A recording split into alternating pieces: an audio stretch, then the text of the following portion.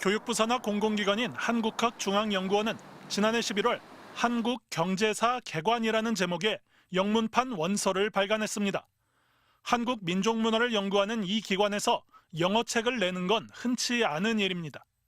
한국에 관심 있는 외국 독자들을 위해 한국 경제사의 흐름을 파헤쳤다며 이례적으로 보도자료까지 냈습니다. 무슨 내용인지 읽어봤습니다.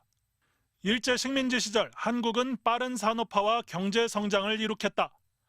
조선 왕조와 달리 총독부는 경제 성장에 필수적인 투자를 할 수 있었다.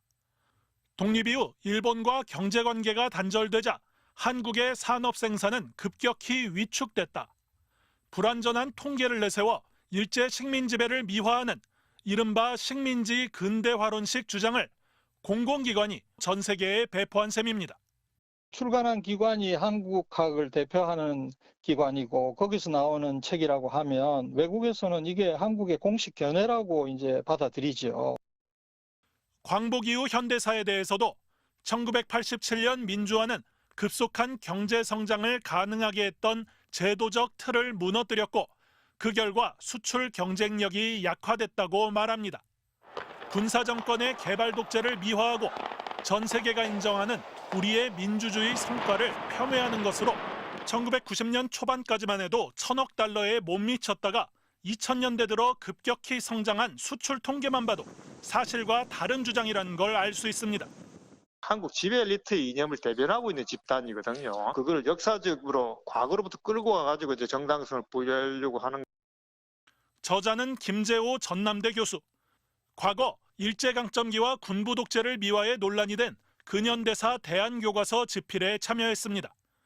위안부 강제성을 부정하고 독도가 우리 영토라는 근거가 부족하다는 내용이 담긴 책 반일 종족주의의 공동 저자인 김낙년 현 한국학중앙연구원장과 같은 낙성대 경제연구소 출신입니다.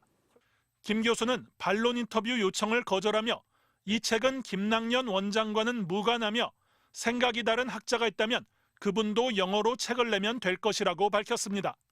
취재 결과 이 책은 이른바 학술 한류 명목으로 예산 지원까지 받았습니다.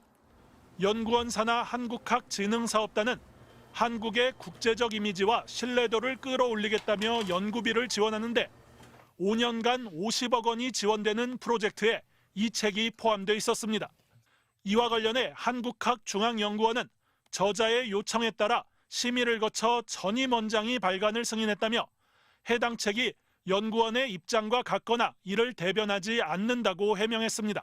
MBC 뉴스 조희명입니다. 보훈부가 선정한 올해 첫 번째 이달의 독립운동은 국채보상운동입니다. 그동안 매달 독립운동가 한 명씩을 선정해왔는데 올해만 사람 대신 사건을 선정하기로 했습니다. 광복 80주년을 맞아 사건 중심의 다양한 독립운동을 알리겠다는 취지입니다. 그런데 윤석열 정부가 강조하는 국내 독립운동 위주로 선정되면서 대표성이 떨어진다는 지적이 나옵니다. 12건 중 해외 독립운동은 임시정부 수립과 광복군 창설 단 2건에 불과합니다. 안중근, 이봉창, 윤봉기를 읽어 청산리 대첩 같은 대표적인 독립운동조차 빠져 있습니다.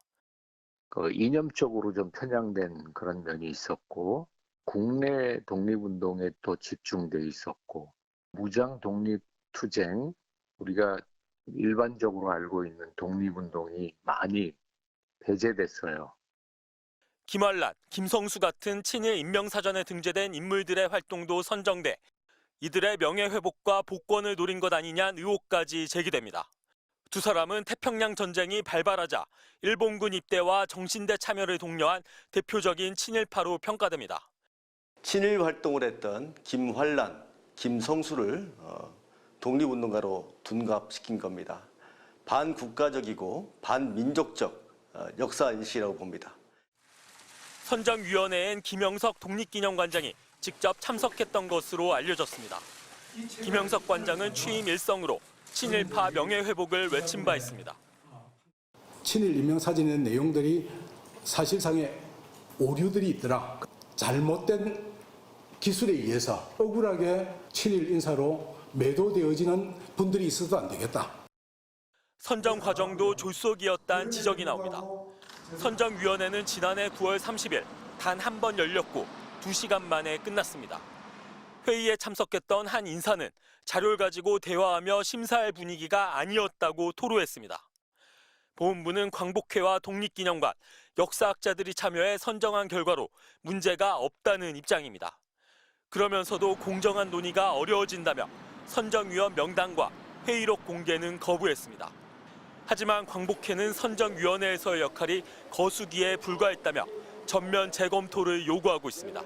의견이 반영되는 구조가 아니고 담당 과에서 안을 찍어서 가져온 다음에 거수기 역할밖에 안 되게끔 위원들이 그렇게 돼 있단 말이죠.